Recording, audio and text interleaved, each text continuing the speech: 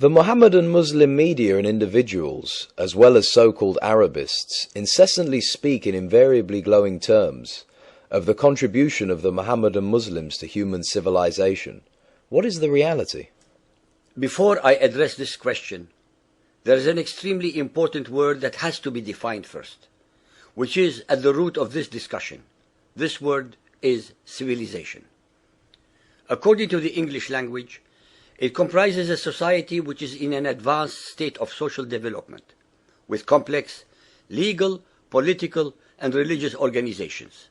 That is, in an advanced state of intellectual, cultural, and material development in human society, marked by progress in the arts and sciences, the extensive use of record keeping, including writing, and the appearance of complex political and social institutions.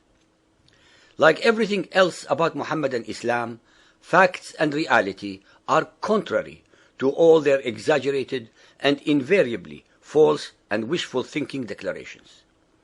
Let us examine the historical facts as recorded by the Mohammedan Muslims themselves and their contemporaries.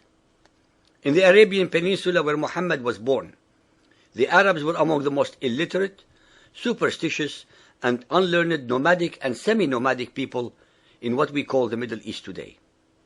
Although surrounded by other truly advanced civilizations and cultures, they had not even the semblance of a civilization to speak of.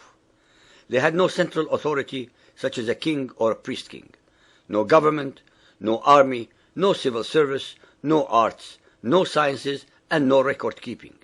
The Arabs, under the banner of so-called Islam, conquered several civilizations on 3 continents, such as the Zoroastrian Sassanid Persian Empire, the Byzantine Christian Empire, the Coptic Christian Egyptians, the Hindu Indians, the Buddhist Chinese, etc. These were truly advanced civilizations. It is therefore inconceivable to suggest that the Arabs could have imparted anything of value to the subjugated peoples of these conquered civilizations. In Arabic, the subject people who converted to Mohammedan Islam are called mawali, meaning clients, followers, or supporters. This is an extremely relevant and important word because it is from among the conquered peoples of these civilizations that the Arab imperialists were able to build their mosques, their palaces, run their trade and economies, collect taxes, and take census. It was from among the Mawali and the Jews and Christians of the conquered territories that Greek, Roman, and Hebrew literature, philosophies, and sciences were translated to Arabic. From 701 to 1424, a period about 700 years, a maximum of 80 scientists and scholars under the sword of Mohammedan Islam, mostly from among the Mawali, contributed a wealth of advancement in many branches of knowledge. It is vitally important for the listeners to realize that these scholars based their knowledge on foundations first set by others centuries before them: Egyptian, Hebrew, Persian, Greek, Roman, Byzantine, Indian, etc., whose knowledge and writings were translated into Arabic by men from the conquered peoples by converts to Mohammedan Islam, Mawali, as well as by Jews, Christians, and others. The so-called Islamic science and or Islamic civilization had absolutely nothing whatsoever to do with Mohammedan Islam. Almost the entirety of these scholars and scientists excelled not because of Mohammedan Islam, but in spite of Mohammedan Islam, since they were invariably secular thinkers.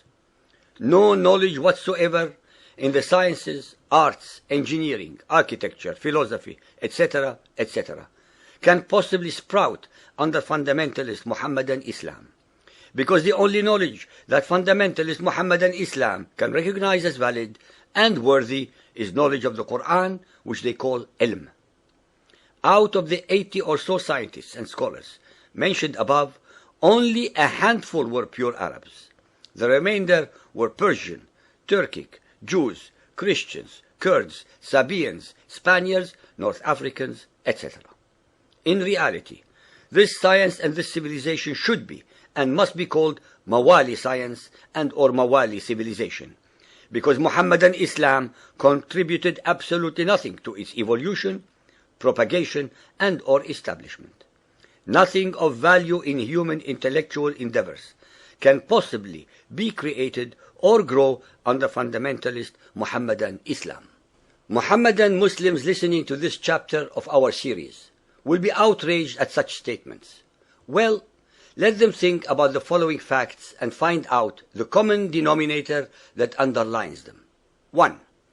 Can any follower of Muhammad name 10 Muhammadan Muslims who had contributed anything whatsoever to human intellectual, artistic, and philosophical advancement from among the tens of millions in the Arabian Peninsula in the last 1372 years between 635 to 2007?